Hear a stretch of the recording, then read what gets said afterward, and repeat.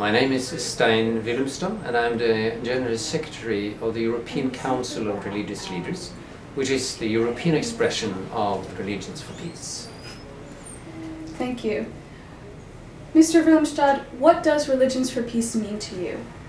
What has it allowed you to do that would have been more challenging without Religions for Peace? I think that we have a saying within Religions for Peace, different faiths, common action.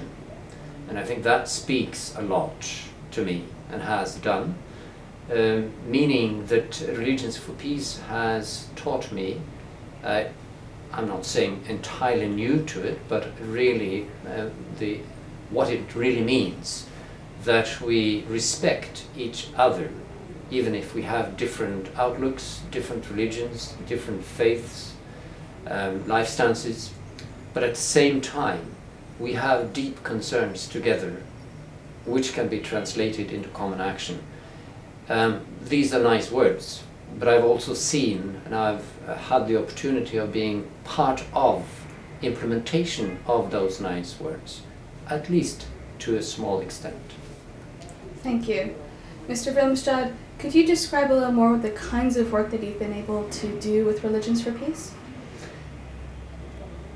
This has been a journey from my first encounters with Religions for Peace many years back, when Religions for Peace took up the very important issue of working in complex situations of conflicts and what should be the humanitarian principles that should be applied.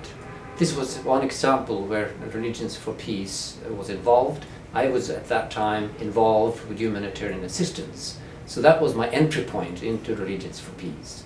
Later, I was privileged to be engaged with the religious leaders in Sierra Leone when they struggled to settle their cruel civil war, and the religious leaders played a significant role in starting the process of negotiation instead of letting the weapons speak.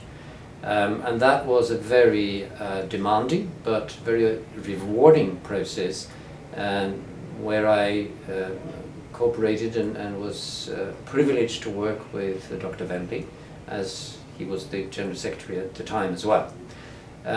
It has also led me to other broader processes where there has been conflicts, but also, for example, with the epidemic, the HIV/AIDS, and then see how religious institutions working together can in fact make a difference when they address difficult issues.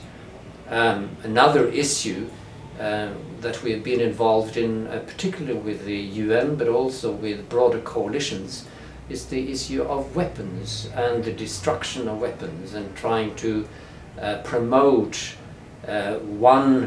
historically with the mines action, then with the small arms and light weapons, later with the cluster munitions, and also with the other disarmament issues, and latest the humanitarian impact of nuclear weapons.